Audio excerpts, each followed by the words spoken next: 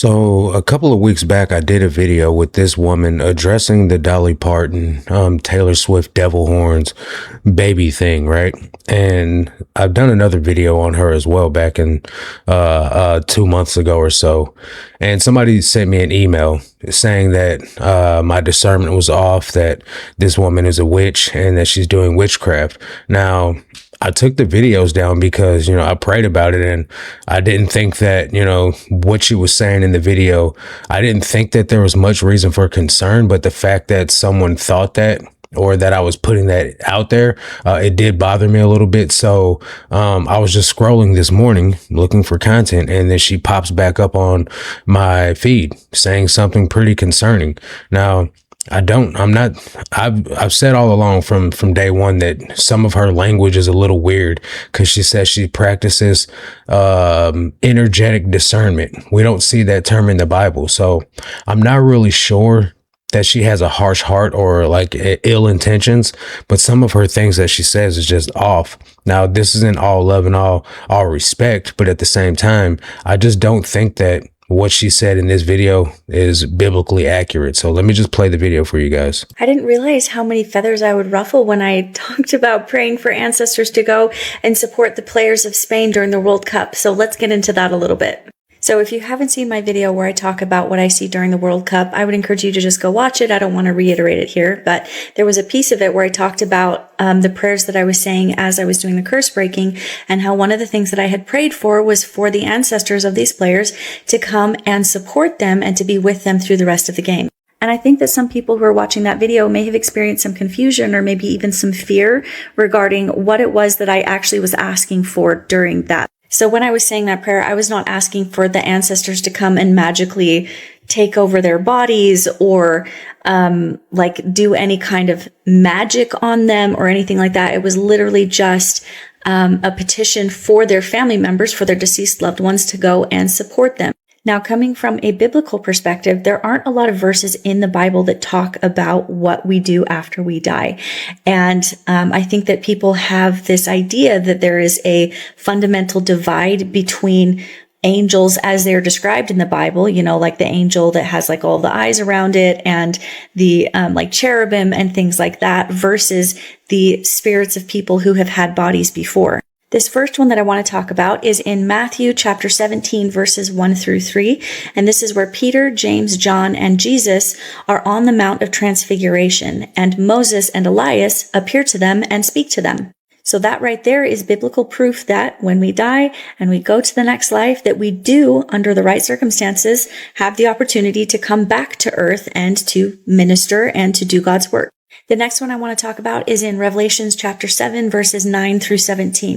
And this is a recounting of the vision of glory that John had when he saw God, and he saw all nations, kindreds, and people standing before God, robed in clothes of glory. And they were said to be worshiping, praising, and serving God.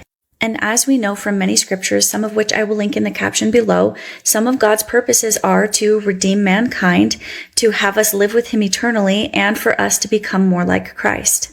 And in order for those things to happen for us here on earth, we need a certain level of guidance and protection and assistance.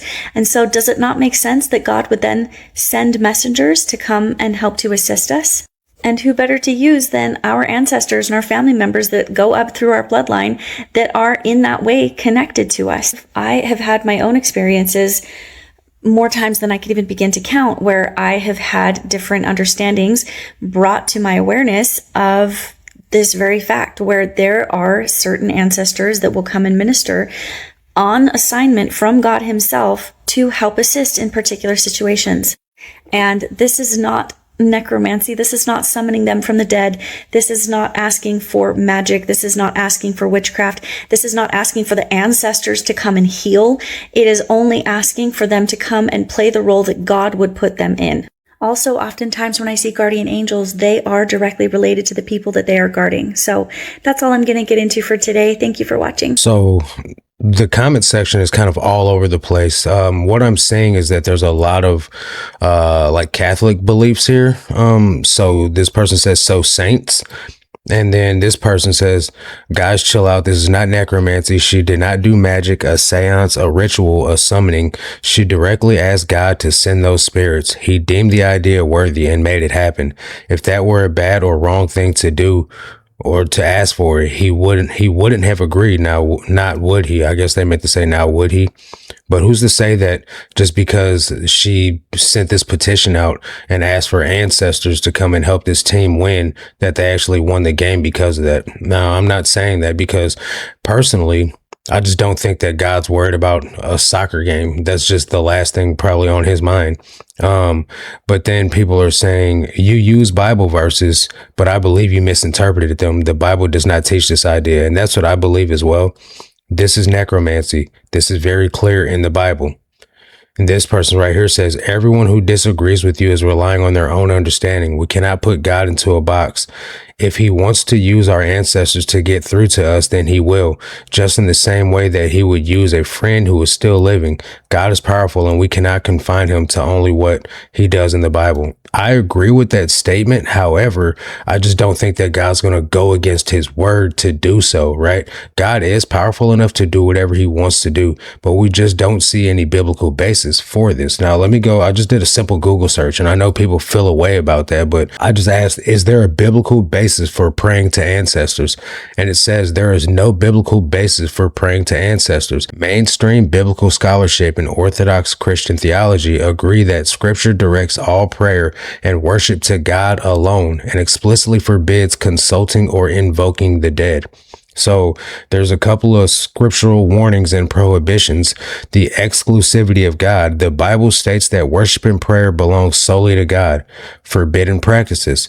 Old Testament practices strictly forbid necromancy, divination, and attempting to communicate with or inquire of the dead. And then the role of Jesus. Scripture teaches that Jesus Christ is the sole and sufficient mediator between humanity and God, meaning believers do not need or configured secondary human mediators like ancestral spirits. Honoring versus praying to ancestors. Honoring family. The Bible does encourage respecting and remembering parents, elders, and past generations. Veneration distinctions. Mainstream Christian traditions separate remembering a family member's legacy with fondness from praying to, offering sacrifices to, or seeking supernatural guidance from them, which the text treats as a departure from pure devotion to God, which in my opinion would be what she was doing when she said, pray to have the ancestors intervene. That would be seeking supernatural guidance from them. That's a departure from pure devotion to God. So I understand where her heart was. I understand what the intention was in it, but we don't see where we're supposed to pray to ancestors. We don't see where we're supposed to ask for ancestors to come back, nor do I see anywhere in scripture that says just because we go to heaven that we become angels. We see right here, no, human beings do not become angels when they die. According to traditional Christian teachings and scripture, humans and angels are two completely separate creations. People remain human and receive a resurrected, glorified human identity rather than transforming into a different species of spiritual being. So I don't understand how people think that because your grandma dies that she's now your guardian angel. We don't see that in scripture. And then she also mentioned how Moses and Elijah came back to the Mount of Transfiguration. I don't see how that also is then proving that ancestors come back. I think that specific incident was meant for a totally different purpose. So what we're going to do is we're going to pull those verses up and we're going to read the context of them. Okay, so right here, we're going to just read this first couple of verses of the scripture, and then we'll study the study notes. And after 6 days, Jesus took with him Peter and James and John, his brother, and led them up a high mountain by themselves. And he was transfigured before them, and his face shone like the sun, and his clothes became white as light. And behold, there appeared to them Moses and Elijah talking with him. And Peter said to Jesus, Lord, it is good that we are here. If you wish, I will make 3 tents here, one for you, one for Moses, and one for Elijah. The previous chapter concluded with the prediction some of those with Jesus would not die before seeing him come in his kingdom. That is what happens 6 days later when Jesus selects Peter, James, and John to climb a high mountain with him. Once there, they see Jesus transfigured into his glorious reality. his face shining like the sun and his clothes gleaming white as light. Not only that, but the three disciples also see Moses and Elijah, long gone from the earth, standing and talking with Jesus. Peter, ever eager to act, feels the need to say something in response to wonder. In awestruck haste, he blunders by offering to build 3 tents, one for each of the figures. The suggestion is literally interrupted by a voice from heaven.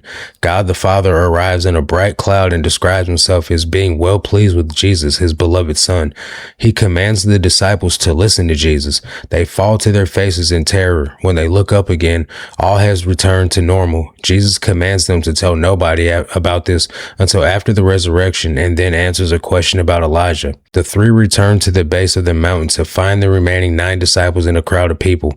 A man kneels before Jesus and asks him to have mercy on his son. So we see that in this verse that there's nothing mentioned in the context about praising or worshiping your ancestors. We see that there's nothing in here that speaks of guardian angels. We don't see in scripture, at least in these scriptures that she's used in this video, that gives it a biblical basis to say that we should pray to our ancestors. And like I said, guys, I don't think she has ill intentions. It's just sometimes we can have the best of intentions and still be wrong about the Bible. So as I said, guys, I put this video out because I did a video on her before, but apparently, she may just be a little bit confused on some of the things that she's talking about, even if she does have good intentions. So I probably won't be covering her content anymore.